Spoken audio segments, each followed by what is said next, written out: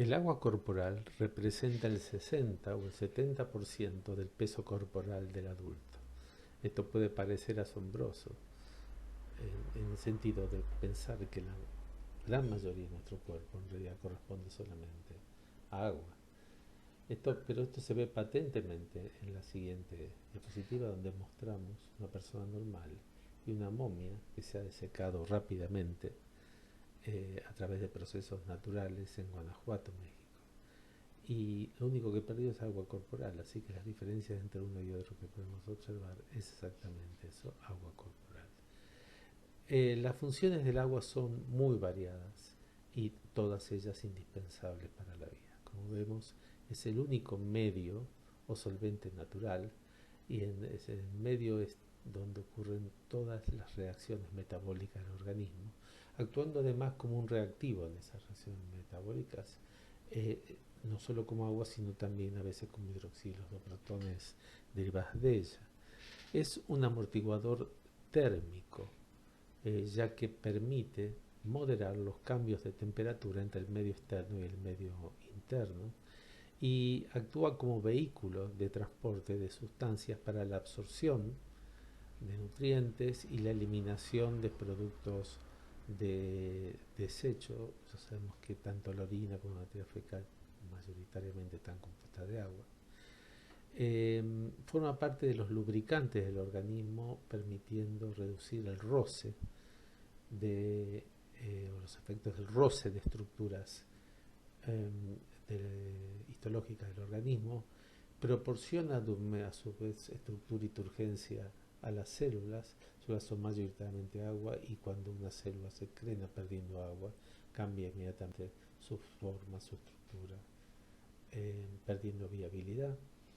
Y también confiere flexibilidad y elasticidad a los tejidos, ya que se incorpora a la estructura química de tejidos elásticos y proporción de agua directamente relacionada con el grado de elasticidad de los tejidos. Existen diferencias en la proporción de agua a lo largo del tiempo, desde nuestra gestación hasta nuestra vejez, y también se determinan diferencias específicas en la proporción de agua entre hombres y mujeres. Como puede verse en este primer gráfico, el agua corporal disminuye a lo largo de la gestación y luego del nacimiento, estabilizándose durante el periodo de la niñez y luego cayendo en la adultez en forma diferencial entre la mujer y hombre, de modo que en la mujer la proporción de agua resulta algo menor que la proporción en el hombre.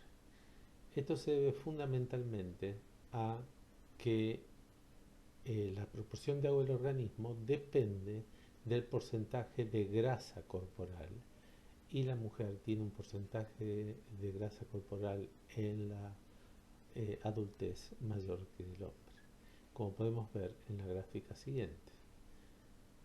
A lo largo de la gestación y luego en el nacimiento se da un aumento muy importante del porcentaje de grasa corporal, y la grasa corporal tiene un porcentaje de agua muy bajo en relación al peso.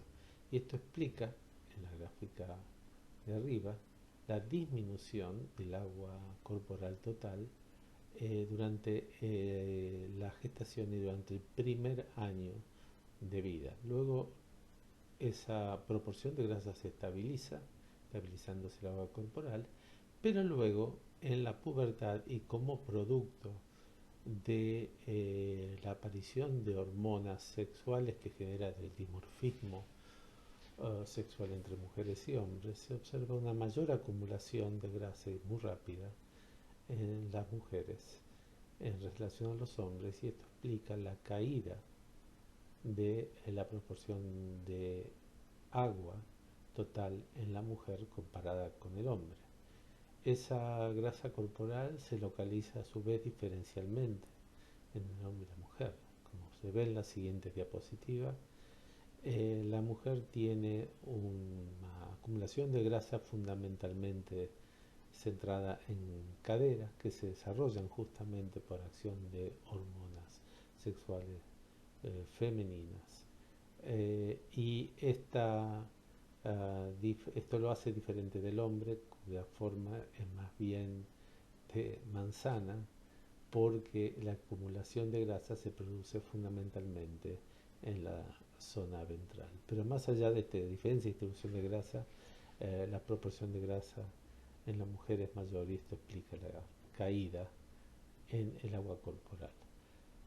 A su vez, podemos notar que durante la adultez hay una caída del agua total, independientemente del sexo, y esto se debe fundamentalmente a una pérdida de la proporción de tejidos con alto contenido de agua, por ejemplo el tejido muscular.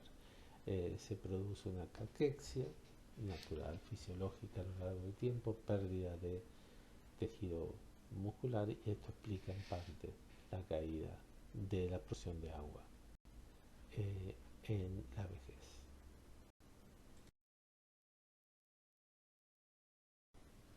El cuerpo humano no cuenta con un reservorio de agua permanente a donde recurrir ante necesidades relacionadas con una excesiva pérdida. Por lo tanto, tiene que existir un intercambio y balance de agua, iones entre el organismo y el medio externo para compensar esas pérdidas en forma gradual. Para esto, el organismo cuenta con una primera fuente de ingreso, que es el agua que bebemos y el agua que está incorporada en los alimentos. La siguiente. Como vemos aquí, el agua e iones ingresan a través de la bebida o de las comidas, tema gastrointestinal, y estos representan unos 2,5 litros de agua diarios de ambas fuentes que llegan a un intersticio. Y la siguiente, este agua intersticial se va a absorber a nivel de las venas mesentéricas primero y las venas del cuerpo en general luego, eh, conformando lo que sería el proceso de transferencia de intersticio a plasma del sistema gastrointestinal. Una vez que hemos ingresado el agua a través de este mecanismo, esta no es suficiente en sí mismo para compensar las pérdidas. Existe una segunda fuente de agua que es el sistema metabólico. A través de las reacciones metabólicas se producen unos 300 mililitros de agua, y estos corresponden a agua que van a depositarse en el compartimiento intracelular, donde esas reacciones metabólicas se producen, y agua e iones van a ir luego al intersticio, correspondientes entonces al espacio extracelular. Este ingreso de agua, dijimos, tenía que ser balanceado por un egreso equivalente, y las fuentes de ingresos son las siguientes. Siguiente diapositiva. El sistema gastrointestinal presenta un flujo de agua a través de las heces de 100 mililitros por día. La siguiente. Y otra fuente, y la más importante de egreso de agua, es el riñón a través de la orina, donde egresan 1,5 litros de agua por día por esta vía. Y finalmente, la piel y el pulmón van a cumplir también un rol en la eliminación de agua. Hay una pérdida de agua por sudoración. Esta sudoración la llamamos el líquido que perdemos y que nos percatamos de él porque se acumulan como gotas de agua sobre la piel. Y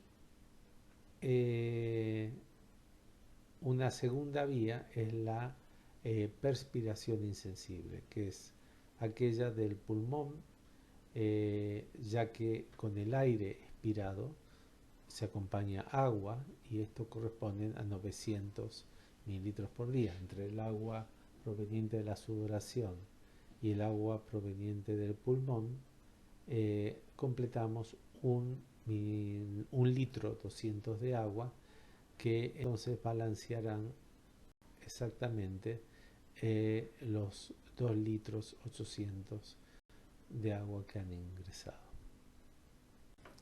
El agua corporal se distribuye en nuestro organismo en distintos compartimentos. De ese 60% de agua corporal total que tenemos, un 33% aproximadamente del peso corporal en agua se encuentra en el líquido intracelular, o sea, todo el líquido que forma parte del citosol en las células, fundamentalmente, y que están separados por la membrana plasmática del agua intersticial, que corresponde a aproximadamente un 22% del peso corporal. A su vez, ese intersticio está separado por el endotelio capilar de otro compartimento acuoso, que es el compartimento plasmático, o sea, todo el reservorio de agua que se encuentra dentro de los vasos sanguíneos del organismo, y este representa aproximadamente un 5% del peso corporal. Si sumamos el intersticio y el compartimento plasmático, todo esto corresponde al líquido extracelular, cuya proporción de agua corresponde al 27% del peso corporal total. El medio extracelular se encuentra dividido en diferentes compartimentos. Uno es el compartimento plasmático, que es, como dijimos antes, todo el volumen comprendido dentro de los vasos sanguíneos. Y a esto deben adicionarse los volúmenes de los intersticios, que están separados del plasma por los endotelios capilares. Existen dos tipos de intersticios, los intersticios de fácil acceso y los intersticios de difícil acceso. Los intersticios de fácil acceso son aquellos que, por estar bien irrigados o corresponder a tejidos que están bien irrigados, permiten que un soluto hipotético ubicado en plasma pueda acceder a ese intersticio con cierta facilidad. En cambio, aquellos tejidos que están menos irrigados van a presentar más dificultad para ese soluto en su capacidad para ingresar a ese intersticio. Un ejemplo de ellos es el tejido conectivo denso, el cartílago y el hueso, cuyos intersticios son de difícil acceso por tener bajo nivel de irrigación. Finalmente se encuentran los líquidos transcelulares, que son todos aquellos producidos por epitelios secretores, por ejemplo las secreciones gastrointestinales, el líquido sinovial, el líquido encefalorraquídeo, etc. En estos líquidos, un soluto presenta máxima dificultad para acceder, porque no solamente tiene que acceder a un intersticio primero, sino que también debe ser transportado o atravesar el epitelio secretor para finalmente llegar a ese líquido transcelular.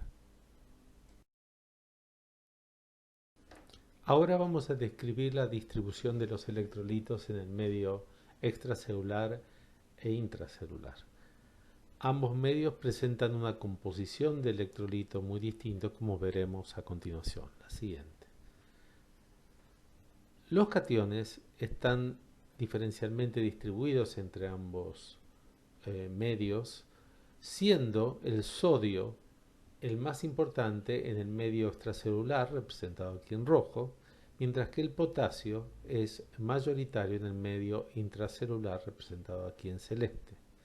Las diferencias entre ambos cationes son totalmente atribuibles al funcionamiento de la bomba sodio-potasio ATPasa, que extruye sodio al medio intracelular e ingresa potasio al medio intracelular activamente, y esto permite establecer esta diferencia de concentración tan marcada entre ambos medios para el sodio y para el potasio.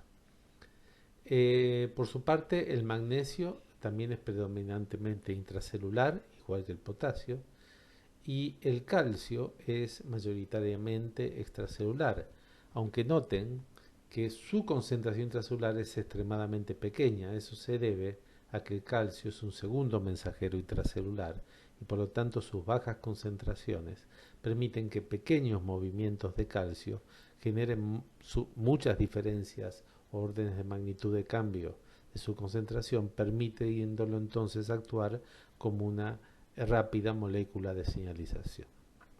La siguiente. Acá vemos que los aniones también están diferencialmente repartidos entre el medio extracelular e intracelular.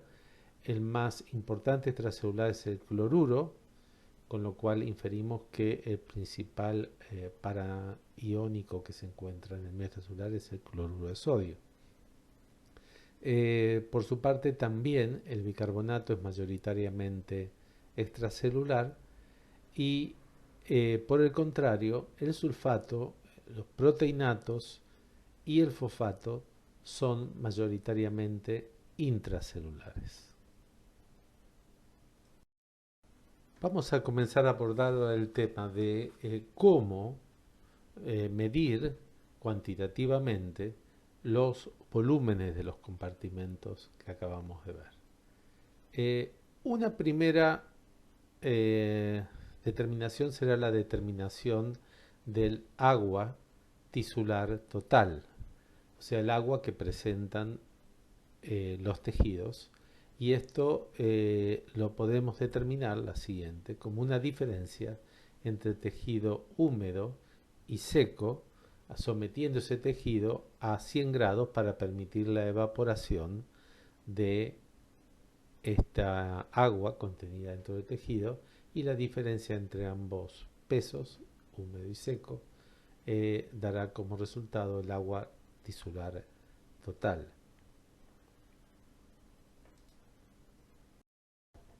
Si queremos determinar el volumen de distribución de un compartimento, pero en un organismo entero, completo, es imposible, por supuesto, aplicar el método anterior de calentamiento hasta total evaporación.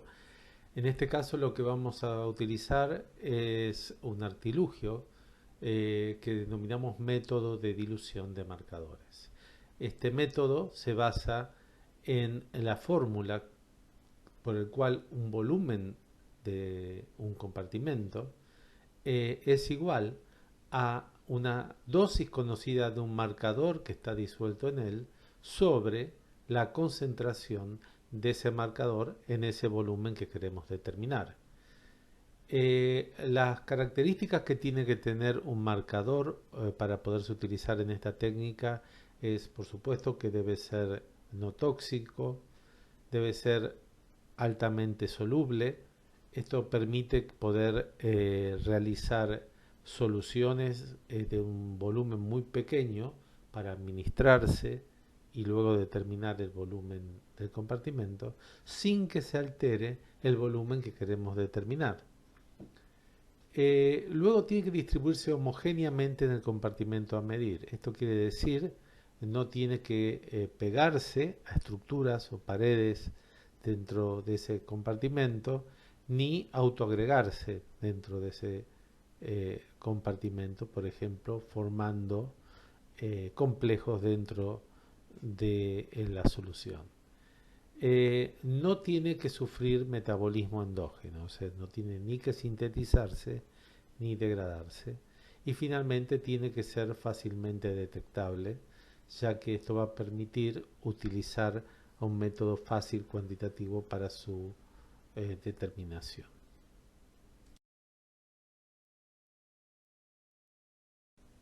Los marcadores que podemos utilizar para determinar los diferentes compartimentos son los siguientes. Para determinar el agua total del organismo, podemos utilizar antipirina, agua deuterada o agua tritiada. La antipirina es una molécula pequeña, hidrofílica, que va a distribuirse con absoluta similaridad a la del agua, y por lo tanto su distribución nos va a dar cuenta del agua total utilizando la técnica de dilución de indicadores. Mucho mejor todavía, por supuesto, utilizar agua deuterada o agua tritiada, porque son obviamente mucho más parecidas al agua misma. Pero esto, bueno, por supuesto va a requerir de contadores de centelleo o contadores de pozo para poder determinar a los radioisótopos. Para poder determinar el compartimiento plasmático, lo que utilizamos es fundamentalmente el azul de Evans.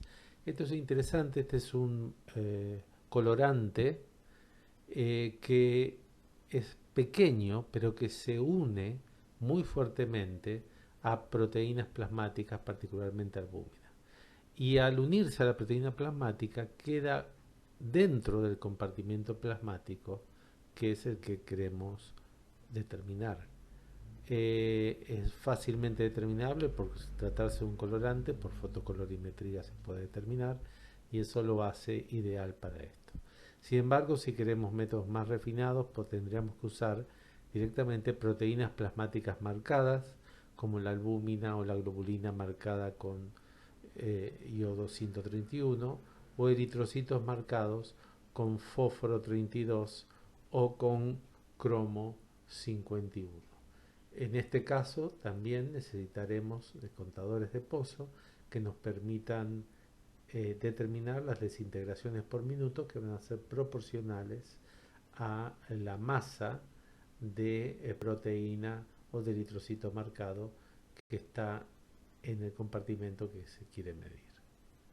Si queremos determinar el plasma más el intersticio de fácil acceso, utilizamos sustancias que sean, como dijimos, fácilmente solubles y de un tamaño suficiente para que pueda ingresar al intersticio a partir del plasma, pero sin embargo que tengan dificultades para poder ingresar a compartimentos de más difícil accesibilidad. Por ejemplo, los de intersticios de difícil acceso o transcelulares. Para esto usamos, por ejemplo, inulina, que es un isómero de fructosa de peso molecular 5000, o sacarosa, que es un azúcar que va a tener un peso molecular suficientemente bajo como para permitir su accesibilidad al intersticio a partir del plasma.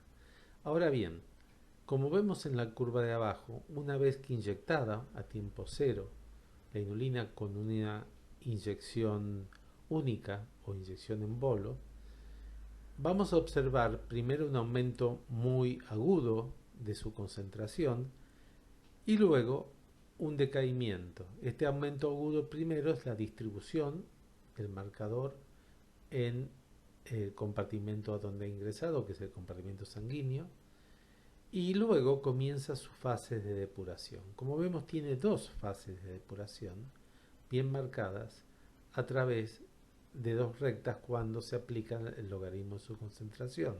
La primera fase se llama fase rápida y la segunda se denomina fase lenta.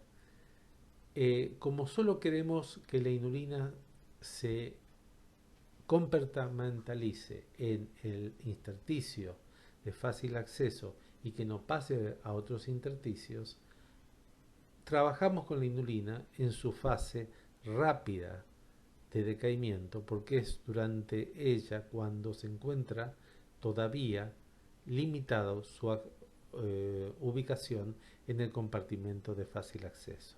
La fase lenta de depuración ya corresponde a su distribución a accesos más rápidos.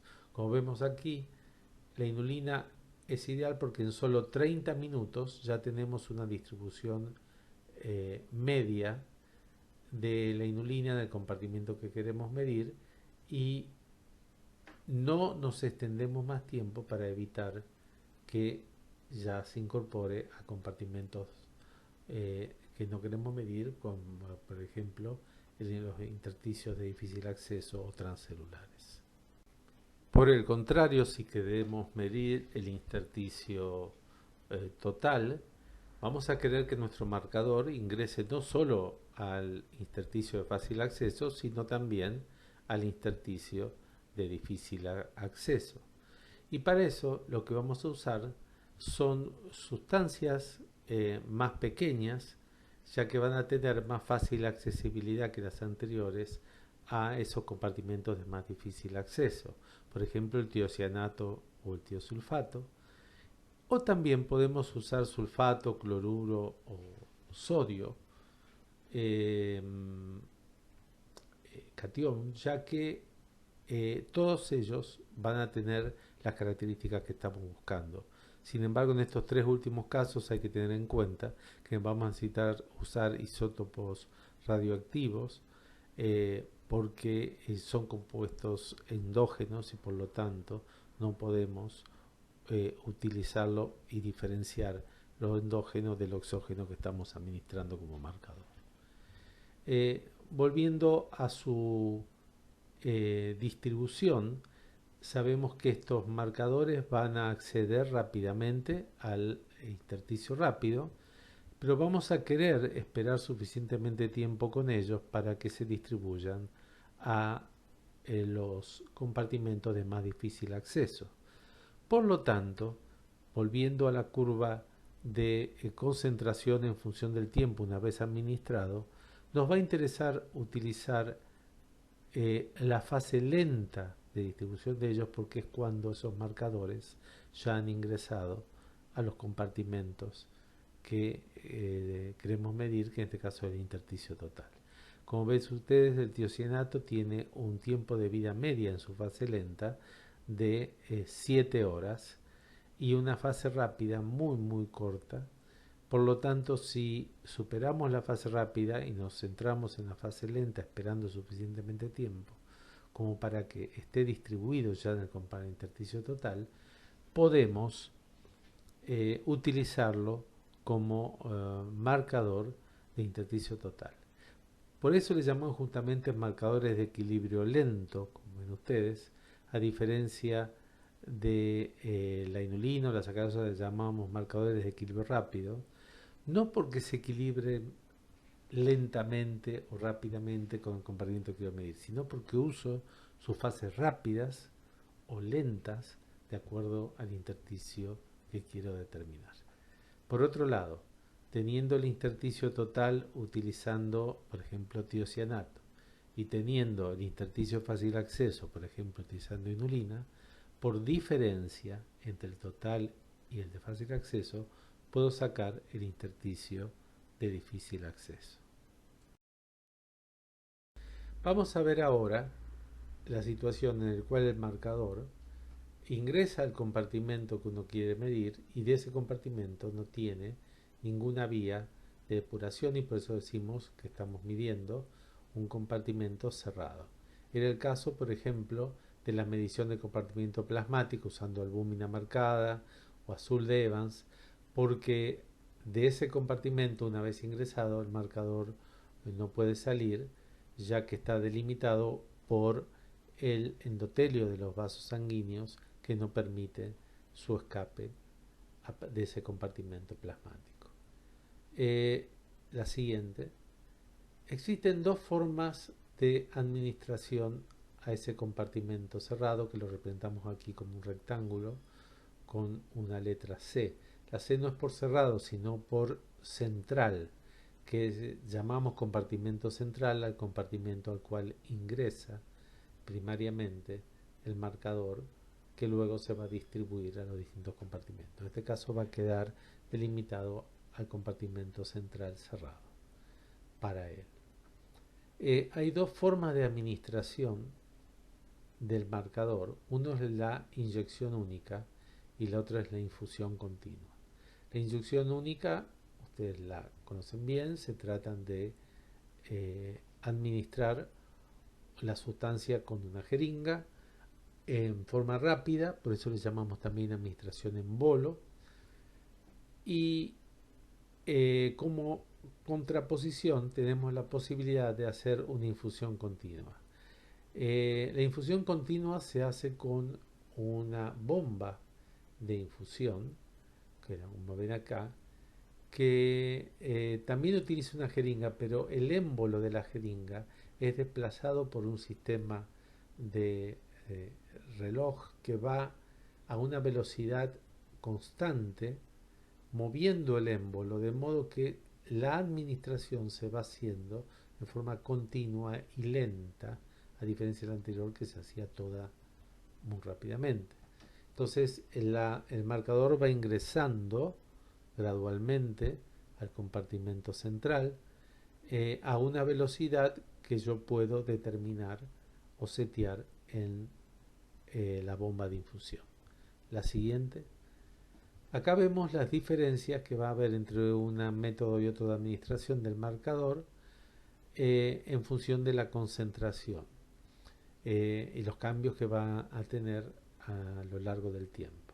Si hacemos una inyección única, como mostramos aquí en rojo, va a haber un aumento muy abrupto de la concentración correspondiente a la fase de distribución rápida y homogenización de la sustancia en el compartimento central, y luego su concentración va a permanecer constante una vez que alcanzó la homogeneidad en el compartimento, porque no hay vía de escape, por lo tanto su concentración no cambia. Con la infusión continua, en cambio, voy a tener un aumento progresivo y lineal de la concentración, ya que la sustancia va ingresando gradualmente, y la pendiente de aumento de la concentración en función del tiempo va a ser una medida de la velocidad con la cual yo estoy seteando la máquina para que empuje el émbolo más lento o más rápido de acuerdo a las necesidades. Para poder determinar el volumen de distribución de un compartimento cerrado, utilizo el método de dilución de indicadores que dice que el volumen de distribución va a ser igual a la dosis sobre la concentración a un tiempo determinado. En este caso no hay pérdida, por lo tanto la dosis que yo voy a haber administrado es una dosis conocida, ya sea la que administré como inyección con la inyección única, o toda la que ingresó hasta un tiempo dado donde determinó la concentración a través de la infusión continua.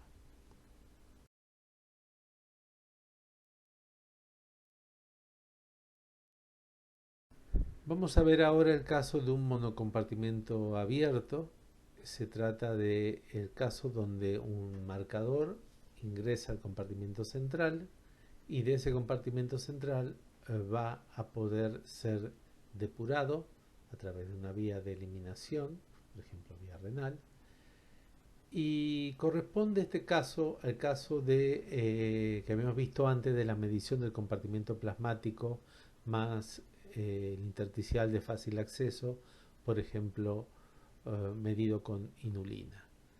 La siguiente, como ven acá, es el mismo caso del anterior, un compartimento único central al cual se puede por inyección única o infusión continua administrar el marcador.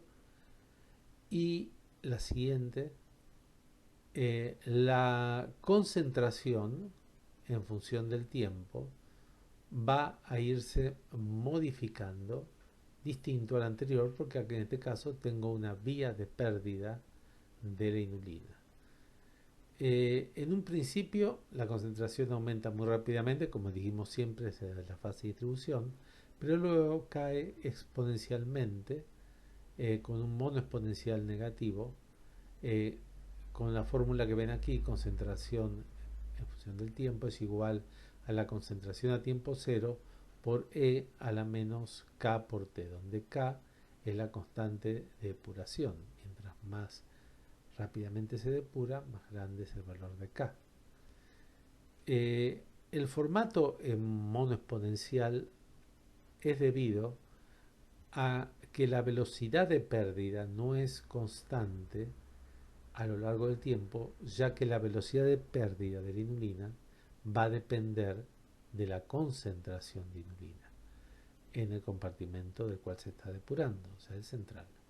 Mientras más grande es la concentración, más velocidad de pérdida.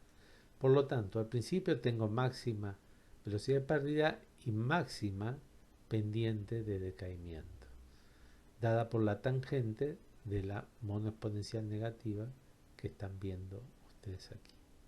En la medida que la concentración baja porque se va depurando la inulina, la pendiente va haciéndose menor y por eso la función se va aplanando, cae más lentamente y es la típica función exponencial negativa que describe este tipo de fenómenos. Si ustedes aplican el logaritmo a la concentración y grafican el logaritmo de la concentración en función del tiempo en vez de graficar la concentración, lo que van a obtener es una línea recta. Esto es matemática, es simplemente aplicando el logaritmo natural, obtienen una función lineal negativa de la forma logaritmo natural de la contracción, función del tiempo, es igual al logaritmo natural de la contracción 0 menos k por t.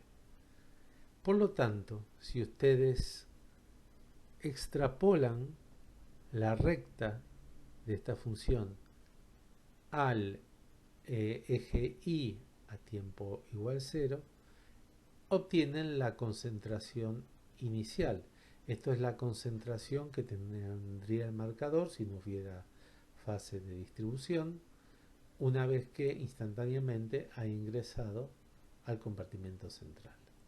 Entonces pueden aplicar la ecuación volumen de distribución es igual a la cantidad del marcador o dosis que yo he administrado, en miligramos por ejemplo, dividido la concentración a tiempo cero, y eso les da el volumen de distribución del compartimento plasmático más intersticial para inulina. Fíjense que es importante que ustedes determinen suficientes puntos en esta función para obtener una recta suficientemente confiable, sobre todo en su pendiente, porque pequeños cambios en la pendiente van a generar cambios muy amplios, amplificados en la concentración inicial, que es la que luego utilizan para medir el volumen de distribución. La siguiente.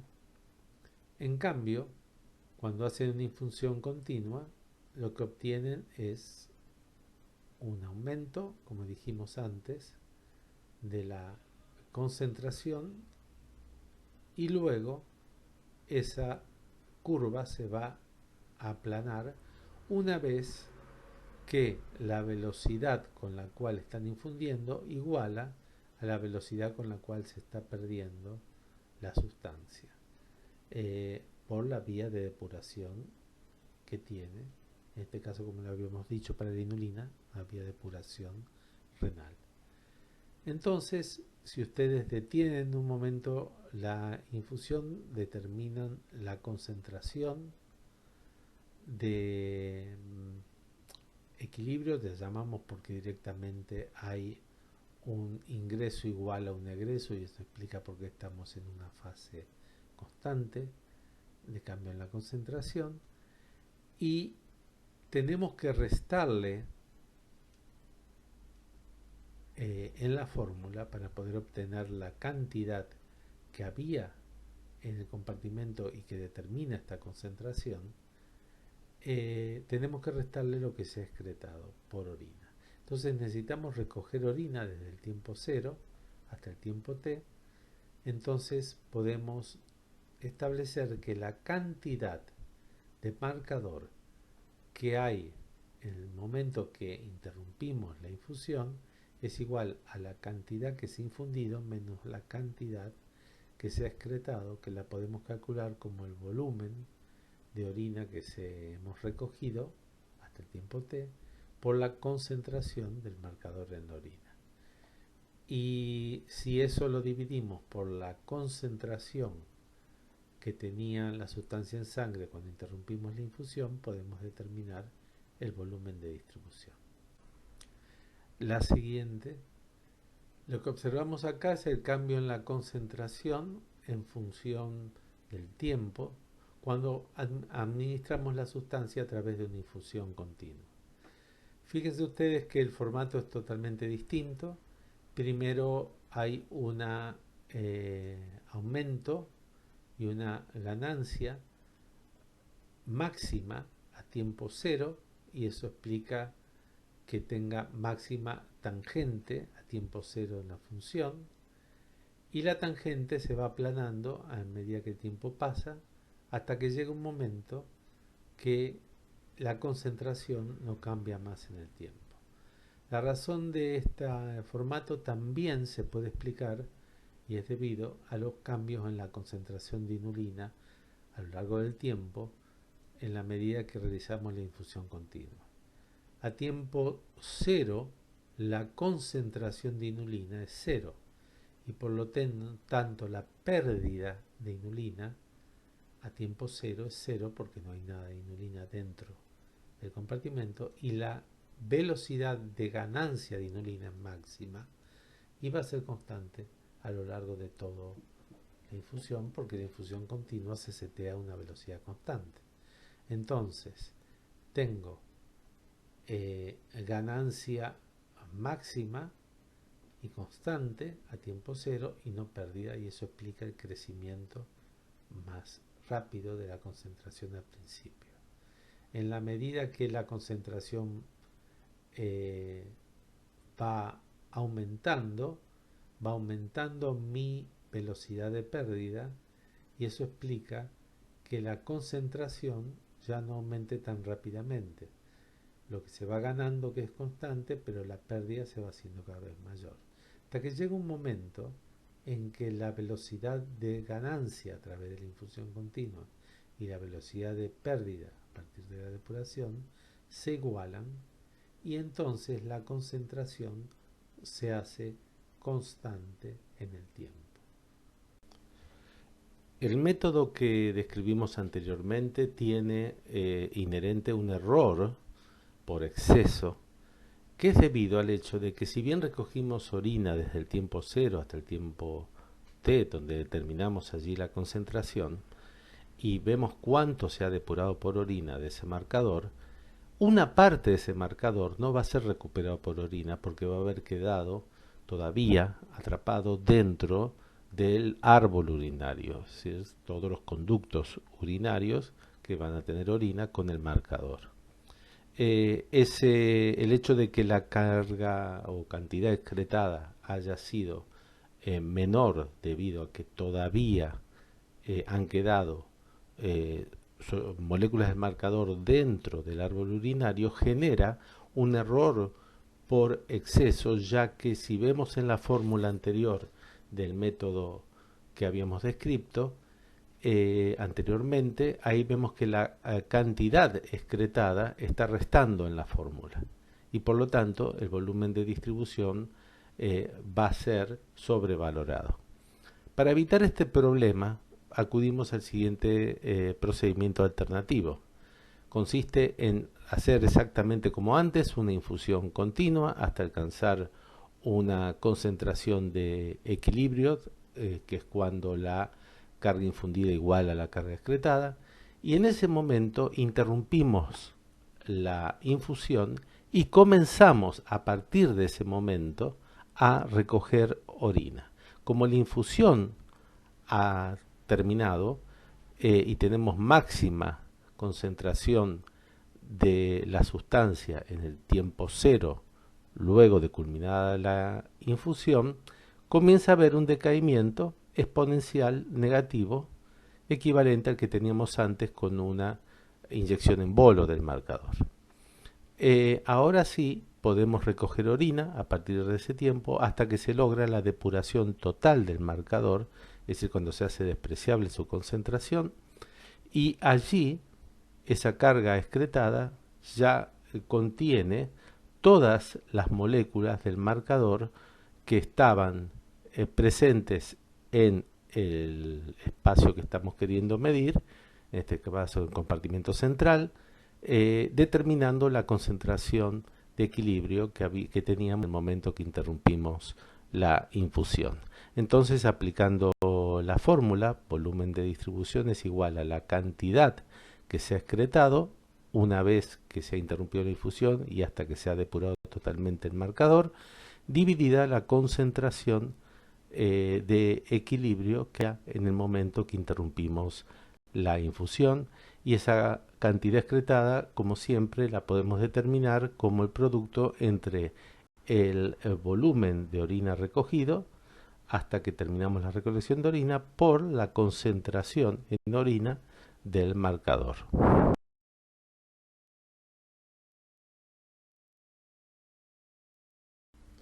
Veamos ahora cuál es la situación de un doble compartimento abierto.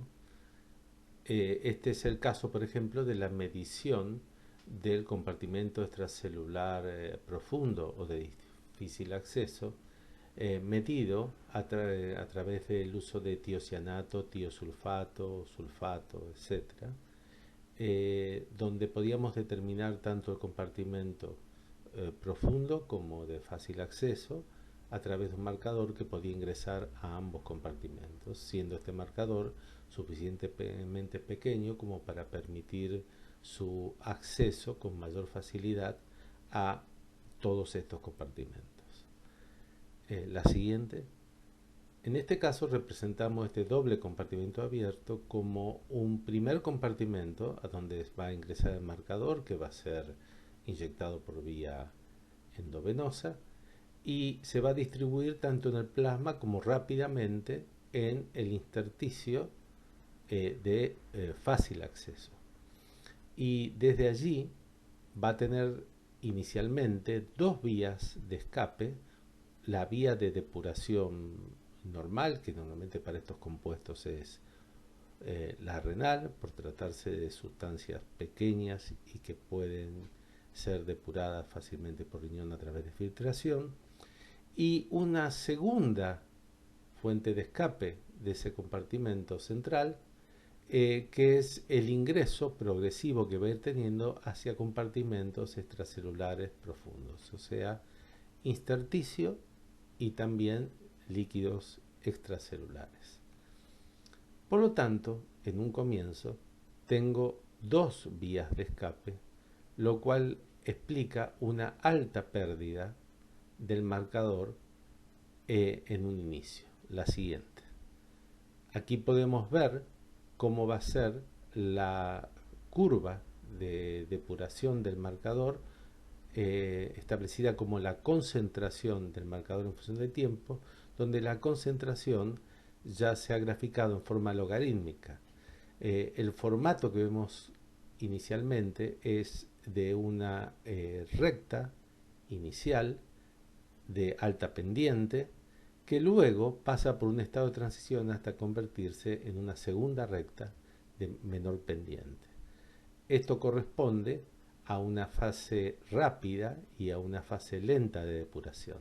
La fase rápida, como vemos aquí para el caso del tiocianato, que tiene una fase rápida de unos 20 minutos, o sea, muy cortita, nos está indicando que hay en esa fase, dos vías de pérdida del compartimento central, como decíamos antes: una la vía excretora y otra es la vía de ingreso a los compartimentos extracelulares más profundos. Pero luego el compartimento extracelular profundo comienza a elevar su concentración progresivamente hasta que llega un momento que comienza a haber un reflujo o un retorno del marcador de esos compartimentos extracelulares profundos hacia el plasma más el intersticio de fácil acceso, que está dado por la segunda flecha que va de derecha a izquierda en el gráfico de los compartimentos.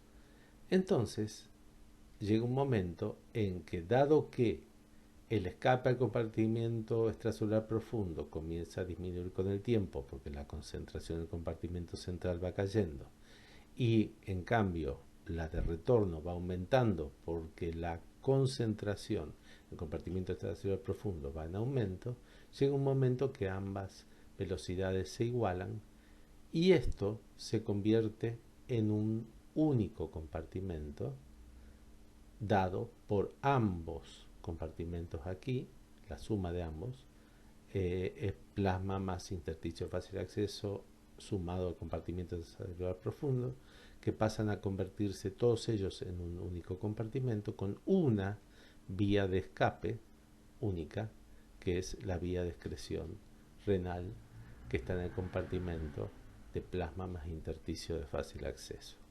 Entonces, esto explica esta segunda pendiente o fase mucho más lenta que la anterior porque ya no hay dos vías de escape sino solamente una, y en el cual su fase lenta está en el orden de las 5 a 9 horas de tiempo de vida media, es decir, bien separado de la anterior.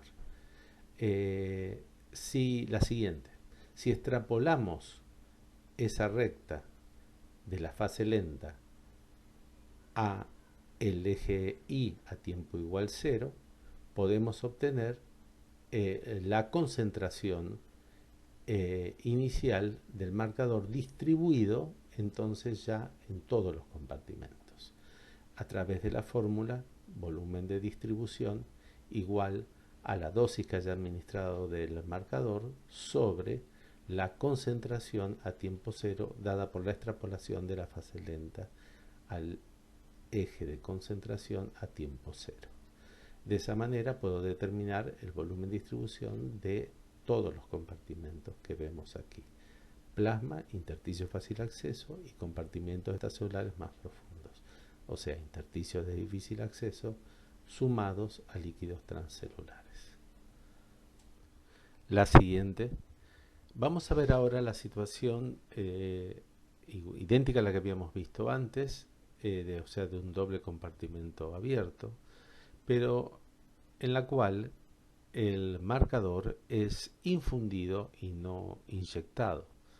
Como vemos aquí, la curva del cambio de la concentración en el tiempo durante la infusión y el decaimiento son muy similares a la situación anterior monocompartimental.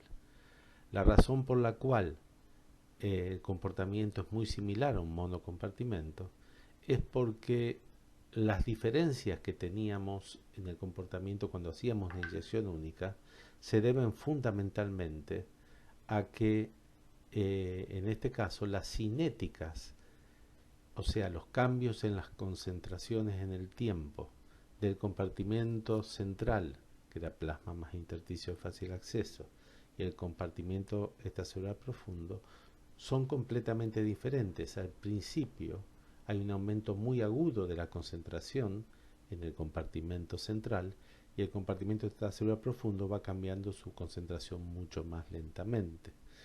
En el caso de una infusión continua, como es lento el ingreso del marcador al compartimento central, no se van a establecer cambios en la cinética entre ambos compartimentos. Es decir, los cambios en la concentración en el compartimento central van a ser similares a los cambios en la concentración en el compartimento extracelular profundo en todo momento o equivalentes. Entonces, en la práctica se comportan como un monocompartimento con una vía de escape, ya que sus cambios de concentración en el tiempo son paralelos y exactamente iguales. Por lo tanto, la metodología de determinación del volumen de distribución va a ser exactamente la misma a la que habíamos visto para un compartimento monoexponencial, donde el volumen de distribución va a ser igual a la cantidad que se ha excretado a lo largo de todo el tiempo de recolección de orina hasta que se negativiza la cantidad de marcador en orina, dividida la concentración que el marcador tenía en el momento en que se interrumpió la infusión. Todo cambio en el volumen de nuestros líquidos corporales se pueden subdividir en hidratación y deshidratación. Hidratación obviamente es cuando ingresa un volumen de líquido del medio exterior hacia nuestro organismo, y la deshidratación es la pérdida excesiva de líquido en relación a la cantidad que hemos ingerido, generando un balance negativo de agua. La siguiente. Aquí tenemos ejemplos de hidratación y estas las dividimos en hidratación isotónica, hidratación hipertónica o hidratación hipotónica, clasificándolas así de acuerdo a cómo queda nuestro medio extracelular luego de la hidratación. En una hidratación isotónica, el ingreso de solución que ocurre es de una osmolaridad similar a la del plasma, quedando entonces el medio extracelular isotónico. Por ejemplo, la transfusión sanguínea o de plasma, o la administración intravenosa de solución fisiológica, son buenos ejemplos de este tipo de hidratación. Insisto, en este caso no cambia la osmolaridad del medio extracelular. En el caso de una hidratación hipertónica hay un ingreso de una solución hipertónica y el medio extracelular queda por lo tanto hipertónico. Este es el caso de ingesta de bebidas hipertónicas como las bebidas que se ingieren cuando se realizan deportes de alto rendimiento, y que obviamente son recomendadas solo en situaciones que realmente exijan un ingreso muy marcado y rápido de electrolitos para compensar las pérdidas, por ejemplo, por sudoración. Eh, el segundo caso es una hidratación hipotónica, o sea, el ingreso de una solución hipotónica y nuestro medio extracelular queda hipotónico. Este sería el caso de una bebida agua pura o de bebidas hipotónicas, o sea, que contienen una cantidad de sales pero menor a la que contiene por unidad de volumen nuestro plasma. La siguiente. Veamos ahora qué ocurre con el ejemplo inverso, cuando tenemos una deshidratación en vez de una hidratación. También la dividimos en isotónicas, hipertónicas o hipotónicas de acuerdo a cómo queda nuestro medio extracelular luego del disturbio hídrico. En el caso de una deshidratación isotónica, va a haber una pérdida de una solución de osmolaridad similar a la del plasma y el medio extracelular queda isotónico. Por ejemplo, una hemorragia o quemaduras severas que trabasan directamente plasma hacia intersticio. El otro caso es la deshidratación hipertónica. Ahí tiene que haber una pérdida de una solución hipotónica, de modo que nuestro medio extracelular queda hipertónico. Y eso ocurre, por ejemplo, en una sudoración profusa o vómitos o diarreas, porque usualmente esas vías de pérdida de agua son hipotónicas en su naturaleza y por lo tanto nuestro medio extracelular queda hipertónico luego que ocurran estos procesos. Finalmente queda la deshidratación hipotónica, que sería un caso de una pérdida de una solución hipotónica y nuestro medio extracelular quedaría hipotónico. Esta situación no es fisiológica, o sea, no hay pérdidas fisiológicas de medios hipertónicos, sino que se asocia a cuestiones patológicas o farmacológicas. Farmacológicas, por ejemplo, asociados al uso de diuréticos, que se basa su mecanismo en impedir la absorción de iones en los túbulos renales y entonces se genera una pérdida excesiva de electrolitos por vía urinaria. O bien a patologías endocrinas o renales donde justamente hay también una falla en la reabsorción de iones por el riñón y esto conduce a una exacerbada pérdida de cloruro de sodio por vía urinaria. Para poder describir cuantitativamente estos cambios en el volumen extracelular que hemos descrito y la repercusión que estos cambios en la osmolaridad del medio extracelular tendrán sobre el medio intracelular, se realizan los diagramas de Darrow-Janet. Estos diagramas lo que muestran es dos ejes. El eje Y corresponde a la osmolaridad del medio de que se trate, ya sea medio extracelular o medio intracelular, y el eje X está dividido en dos partes a partir de 0, del 0 hacia la derecha el volumen del medio extracelular y del 0 hacia la izquierda el volumen del medio intracelular. De esta manera podemos graficar en forma independiente las osmolaridades del medio intracelular y los volúmenes del medio intracelular independientemente de aquellos cambios que puedan sufrir en el volumen extracelular. Fíjense ustedes que en esta situación sería la situación de normalidad, en el cual nuestra osmolaridad está compensada a niveles fisiológicos de aproximadamente 300 milimoles por litro, teniendo los volúmenes intracelulares y extracelulares normales de 20 mililitros y 25 mililitros respectivamente. Veamos ahora el caso de una hidratación isotónica, que era la ingesta o el ingreso de una solución isotónica, por ejemplo, cuando nos administran solución salina endovenosa en, por ejemplo, una internación. En este caso estamos mostrando aquí un aumento del volumen del medio extracelular de 5 litros. El estado inicial está dado por la línea de puntos, que parte de 20 litros para el medio extracelular, y este aumenta 5 litros llegando a 25 litros luego de la administración de la solución isotónica. Como la solución es isotónica, no hay un cambio en la osmolaridad plasmática del medio extracelular y el medio intracelular queda completamente normal, sin cambios, ya que no hay ningún tipo de fuerza impulsora para que pudiera generar un movimiento de agua del medio intracelular al medio extracelular. La siguiente.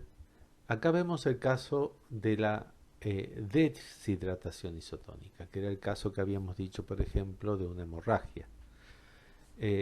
Partiendo de 20 litros el medio extracelular es reducido a 15 litros, lo cual implica una pérdida de 5 litros de volumen extracelular, por ejemplo, producto de una hemorragia de considerable magnitud.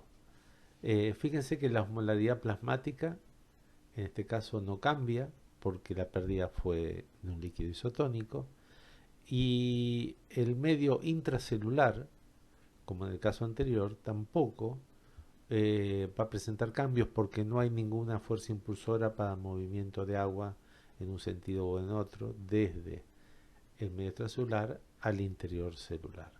Por lo tanto, ambos compartimentos quedan en el estado de osmolaridad normal de 300 milimoles por litro, y por eso decimos que esa deshidratación es isotónica.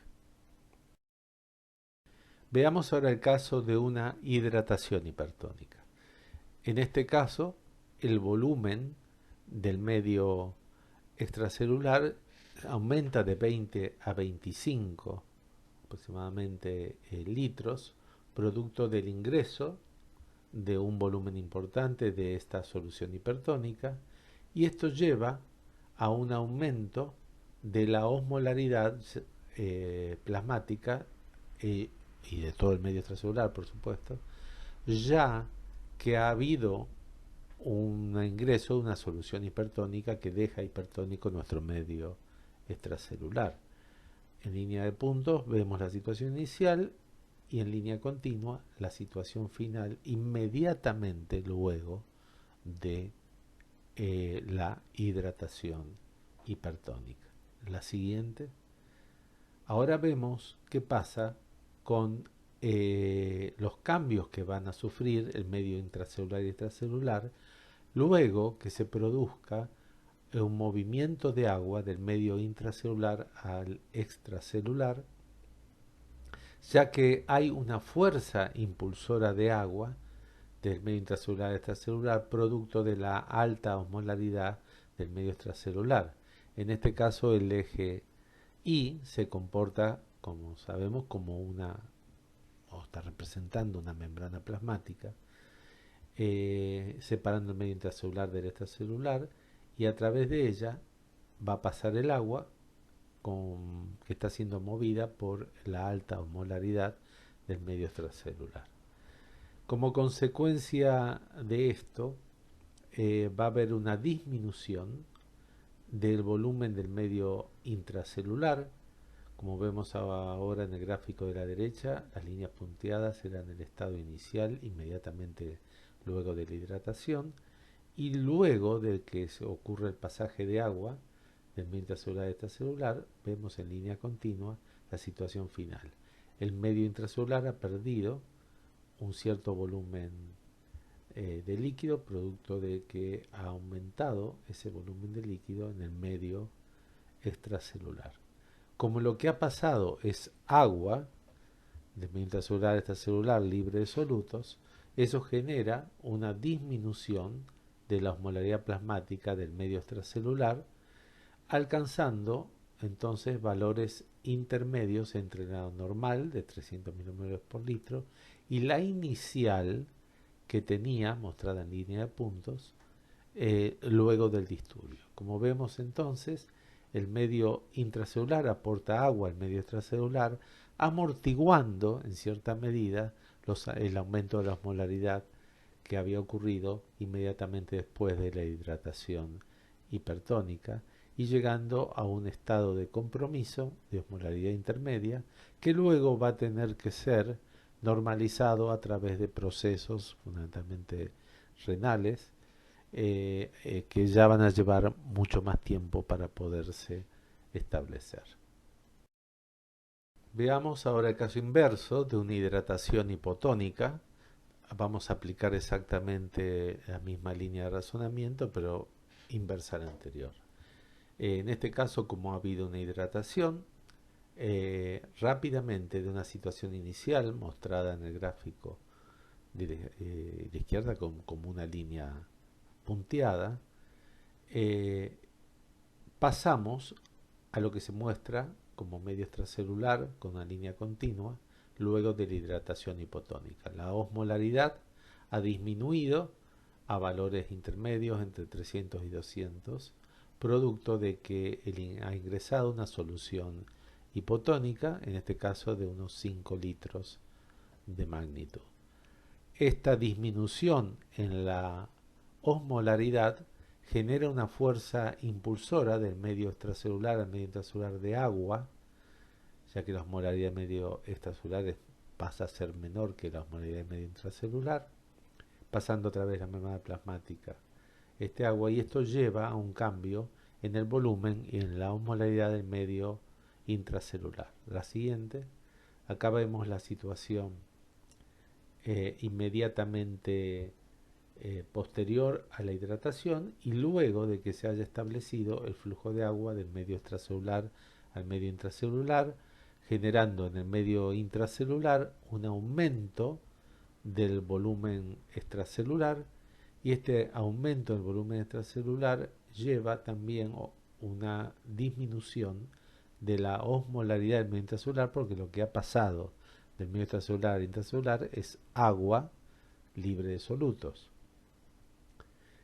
Por su parte, el medio extracelular pierde el volumen que transfirió al medio intracelular y su osmolaridad aumenta porque ha transferido agua libre de solutos, aumentando entonces la osmolaridad de este medio. Entonces, ambos medios llevan a una situación de compromiso con una osmolaridad similar, intermedia entre la normal y la que habían adquirido inmediatamente luego de la hidratación. Entonces ocurre de esta manera una especie de amortiguación o compensación del cambio del disturbio inicial en términos de osmolaridad, llevando entonces a una situación intermedia. Otra vez, en este caso fundamentalmente el riñón, va a funcionar en forma más lenta, llevando esto nuevamente a una situación normal. Pero estos cambios que vemos aquí se producen en forma prácticamente instantánea. Veamos ahora el caso de una deshidratación hipertónica por la pérdida de un líquido hipotónico, como por ejemplo una sudoración profusa. Como vemos aquí en el gráfico, en línea de puntos se encuentra la situación inicial del medio extracelular y el disturbio que se genera por la deshidratación hipertónica conduce a una pérdida de volumen extracelular y a un aumento de la osmolaridad extracelular, y eso genera una fuerza impulsora para el transporte osmótico de agua del medio intracelular al medio extracelular, que lleva la situación a una osmolaridad intermedia tanto del líquido intracelular como extracelular. Con la pérdida de agua del intracelular, su osmolaridad aumenta y baja la osmolaridad del extracelular hasta que ambas se igualan, generándose, por lo tanto, una disminución o contracción del volumen del líquido intracelular. Un aspecto interesante es que si ustedes se fijan en todos los movimientos del medio intracelular, extracelular, de agua que hemos descrito, en ningún momento hablamos de transporte de solutos, particularmente de electrolitos del medio intracelular al extracelular o lo contrario. Y en muchos casos, salvo en las situaciones de hidratación o deshidratación isotónica, se establecen, además de fuerzas impulsoras osmolares para el transporte de agua, diferencias de concentración de los electrolitos que están aportando a esa osmolaridad, que serían fundamentalmente cloruro de sodio para el caso del medio extracelular. ¿Por qué, por ejemplo, en este caso que estamos presentando aquí, si hay un aumento de la concentración del medio extracelular osmolar, pero también, por supuesto, de cloruro de sodio, ¿por qué no pasa sodio del medio extracelular al intracelular? Solamente agua del intracelular al extracelular. Si lo que tenemos, después de todo, separando ambos compartimentos, es una membrana plasmática que tiene canales iónicos permitiendo el pasaje de sodio, por ejemplo. Bueno, la razón de esto es que efectivamente el sodio podría llegar a pasar debido a la aumentada concentración del extracelular e intracelular, pero inmediatamente la bomba sodio-potasio va a sacar, a extruir el sodio del intracelular al extracelular, de modo que en forma neta todo sodio que ingrese va a ser devuelto al medio extracelular. Por lo tanto, los únicos movimientos que vamos a observar entre un compartimento y otro va a ser de agua.